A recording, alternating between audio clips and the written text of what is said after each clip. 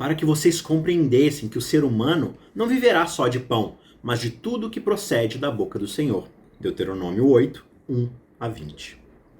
40 anos se passaram quando a gente abre aqui as páginas de Deuteronômio. 40 anos no deserto. O povo finalmente chegou à beira da Terra Prometida. Esse aqui é o cenário que encontra a gente ao ler esse último livro do Pentateuco, o último livro de Moisés. E o próprio Moisés não vai poder entrar com o povo lá na terra do leite e do mel. Ele é o líder do antigo Israel e aquele que recebeu, aquele que portou a lei. Só que ele não vai cruzar as fronteiras da morada sagrada de Deus. Quem vai entrar conduzindo o povo agora é Josué, como a gente viu, aquele cujo nome significa Jesus. Ele é quem trará um novo Israel para o descanso prometido. Só que antes de sua morte, Moisés prega ao povo. E o livro de Deuteronômio consiste justamente nesses sermões de despedida, de exortação final ao povo que finalmente chegou no seu destino. E ele explica a essa nova geração de onde foi que eles vieram e para o que Deus os está chamando nessa nova terra. E nessa famosa passagem de hoje, a gente consegue enxergar uma visão maravilhosa de quais as razões de eles terem passado todos esses anos lá no deserto, peregrinando. Como a gente já viu antes, nós também somos um povo vagando no deserto. Nós também fomos salvos da escravidão do pecado. E nós estamos aguardando entrar no verdadeiro descanso, no céu, na nova terra que Deus está preparando para nós. Então, o que Deus está fazendo aqui? Por que Ele está nos guiando no meio de todo esse deserto? Por que Ele guiou aquele povo lá no deserto?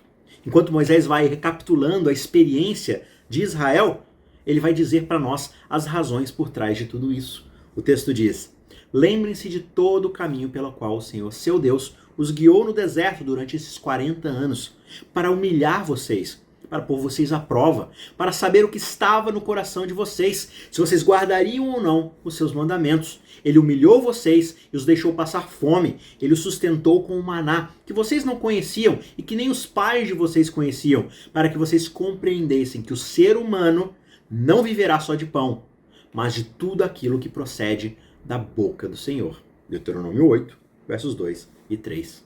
Estas são palavras muito importantes. E a gente vai considerar aqui apenas alguns verbos que aparecem nesse verso. O primeiro verbo é guiar. A gente precisa lembrar que o Senhor vai continuar guiando o seu povo. Mesmo que Deus tenha julgado o seu povo por ter demonstrado descrença, por não ter confiado nele, ele não abandonou o seu povo. Mesmo recebendo um castigo do Senhor, o povo ainda pode contar com a presença divina entre eles. Para isso que foi criado o santuário. Um outro verbo aqui muito importante é humilhar. E esse verbo ele é repetido nos dois versos, no 2 e no 3. E não é nada agradável ser humilhado. Ninguém gosta. E essa palavra ainda pode ser traduzida pelo termo afligido. E muitas vezes ela está associada à contusão, à violação, à opressão, trazer calamidade sobre alguém. E aqui, a Bíblia diz que o Senhor nos conduz através do deserto para fazer o quê? Nos humilhar. E isso é muito doloroso. Então por que é que ele nos faz passar por isso? Quais são as suas razões? Bem, tem mais um verbo importante aqui, e é o verbo provar.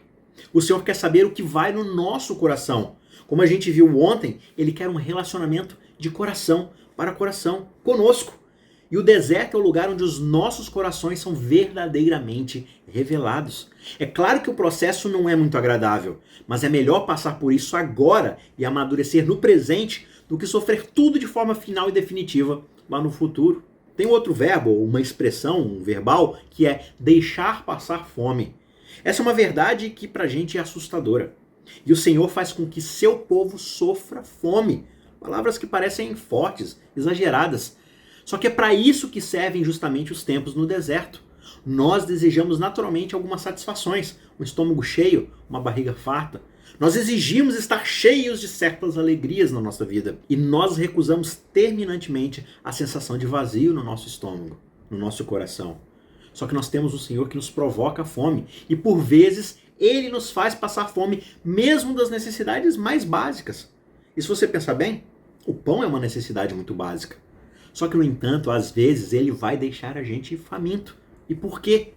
Bem, os dois últimos versos vão fornecer pra gente essa resposta.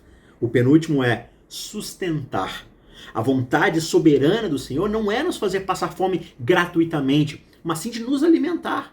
Ele apenas deixa a gente passar fome para fornecer algo ainda melhor que nós não conseguimos ver quando estamos de estômago cheio.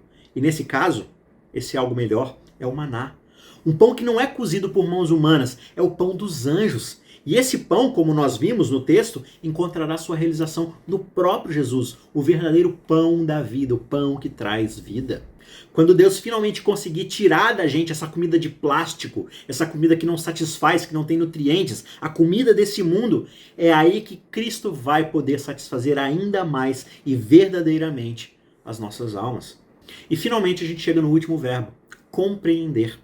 Aqui está a verdadeira escola da vida.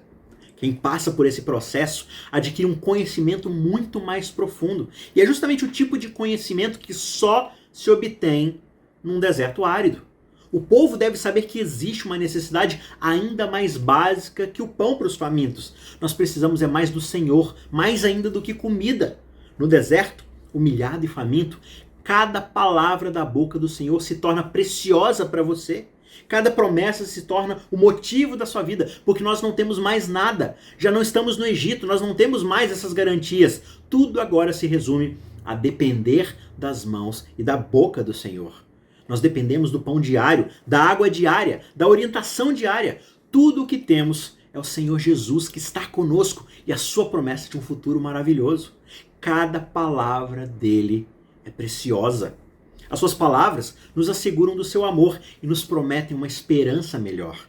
Nós comemos essas palavras como os famintos comem pão. E é justamente assim que Moisés conclui essa sessão, dizendo: portanto, saibam em seu coração que assim como um homem disciplina o seu filho, assim o Senhor Deus disciplina vocês. Deuteronômio 8, verso 5. Nesse nosso tempo de deserto, a gente precisa compreender que Deus é o nosso Pai e Ele não nos abandonou. O deserto não é o sinal de que Jesus não nos ama, de que Deus não se importa conosco. Ele é o sinal de que Ele de fato se importa além de tudo. Ele nos ama muito. E é justamente a oportunidade da gente descobrir o quão precioso o seu Filho, o pão vivo, realmente é. Será que nós temos fome de Jesus? Ou a gente se importa com o pão desse mundo? Hoje, medite sobre esses verbos. Considere como eles se aplicam ao seu próprio tempo no deserto. Será que você está sendo guiado, humilhado, provado, deixado passar fome, sustentado e finalmente levado a compreender quem é o verdadeiro pão na sua vida?